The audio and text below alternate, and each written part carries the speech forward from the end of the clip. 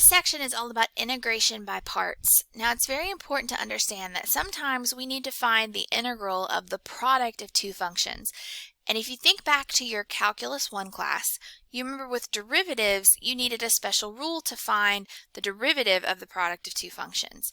So like for example, the derivative with respect to x of uv would be u times the derivative of v plus v times the derivative of u, or uv prime plus vu prime. So if you take that and integrate both sides, you get uv equals the integral of uv prime dx plus the integral of vu prime dx. And since we know that dv is equal to v prime dx and du is equal to u prime dx, we get the following. So what we're going to do is we're going to go from here. We're going to plug in uv equals the integral of u dv plus the integral of v du. And then to get the form that's over here, I'm just going to solve for this piece. So we'll have the integral of u dv equals uv minus the integral of v du. And this is what we call integration by parts. So if u and v are functions of x and they have continuous derivatives, then the integral of u dv is equal to uv minus the integral of v du. So the guidelines for doing this, we want to try letting dv be the most complicated portion of the integrand that fits a basic integration rule. You should look at section 8.1 and look at your 20 rules there. And then let u be the remaining factors of the integrand. So it's very important that dv is something we can integrate, preferably something we can integrate easily. U should be the portion whose derivative is a function that's simpler than u. So a polynomial would be a good example of this because you might start off with x cubed and then if you take the derivative you have an x squared function. Something that would not necessarily be a good idea would be 1 over the square root of x, because if you take the derivative of that, you get something that's a little bit more complicated. Or even square root of x, because if you take the derivative of that, you get negative 1 over 2 square root of x, which is a little bit more complicated. You want your du, if possible, to be something that's going to get simpler as you take the derivative. So you have to choose u and dv. They're not going to be labeled necessarily for you. So if I'm looking at this one, I've got the integral of x times e to the x dx.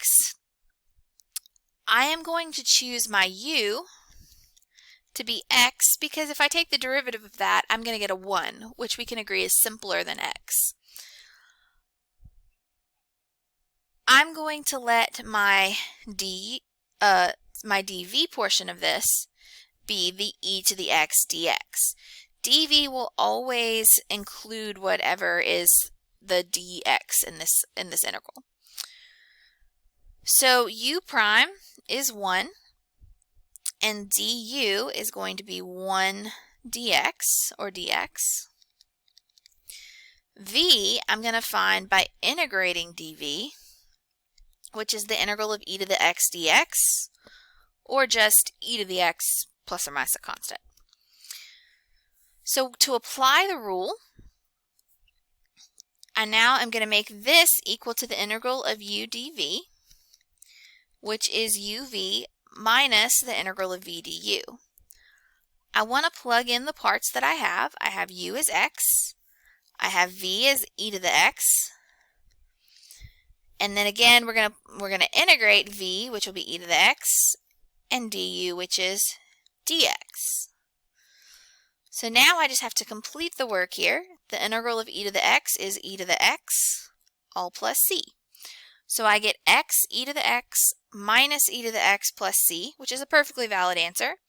You may see some people factor out the e to the x and have e to the x times x minus 1 plus c. Either one of these is fine. Your book will probably tell you that this is the answer. You may have to try both directions before you find something that works. So for example, with this problem, I want to make this the integral of u dv. So my first instinct is to try and let u be equal to 2x and let dv be the natural log of x dx. The problem comes in when I try to find v, because v would be the integral of the natural log of x dx. And if I look back at my list of basic integration rules from the previous section, I don't have a rule for the integral of the natural log of x. So that's going to be a little bit of a problem.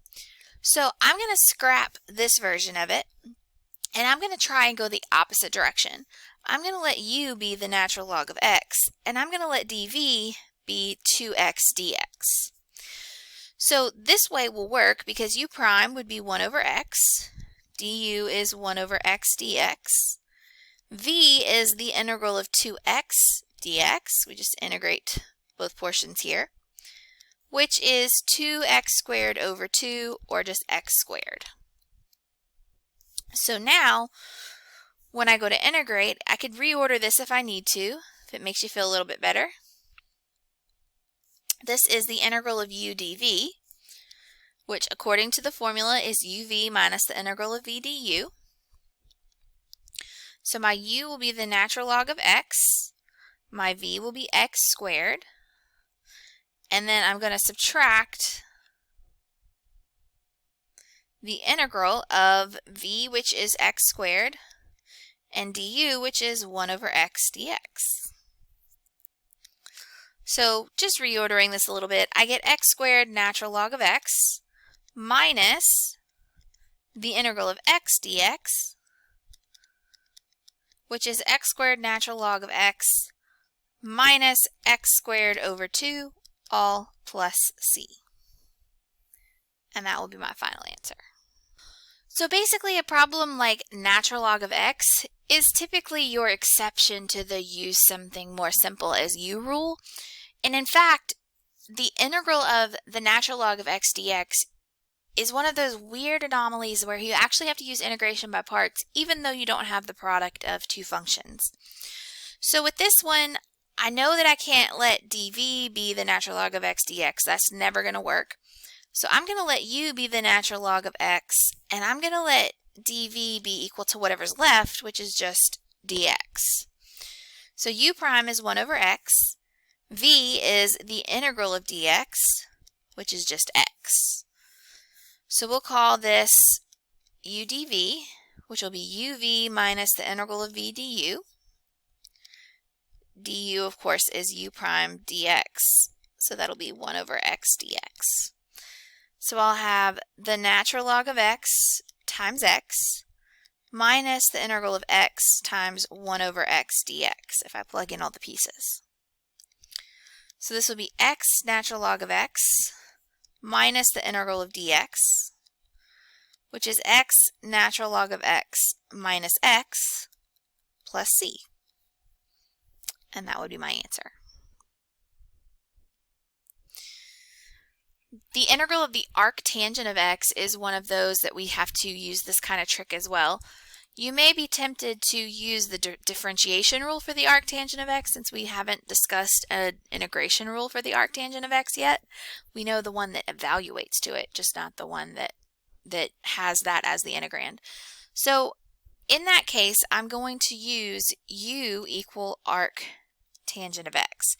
And this is a good tactic to take if you're ever trying to integrate something where you know how to find its derivative, but you don't know how to find its integral. You can let u be that and then let dv be dx and use integration by parts.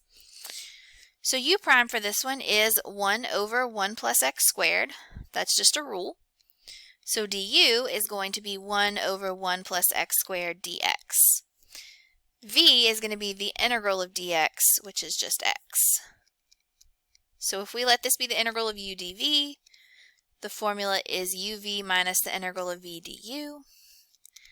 So we'll have arctangent of x times v, which is x, minus the integral of x times 1 over 1 plus x squared dx. So I'll bring the x out front just because it looks better that way. And I'm going to write this as x over 1 plus x squared dx.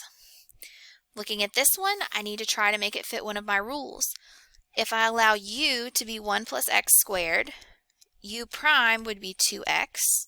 I have the x I need, I just need a 2, which means I need to multiply by 1/2 on the outside.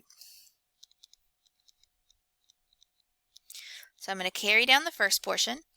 I'll have 1/2 times the integral of u prime over u dx And of course, we know that that evaluates to be the natural log of the absolute value of u. And then from there, I'm plugging in my u. I'm dropping the absolute value because 1 plus x squared cannot be negative. You could also, if you like, fold this 1/2 into the power rule and make that the natural log of the square root of 1 plus x squared. It's not required, but you may see that some people will do that. As long as the answers are equivalent, that's fine with me. But there you have it.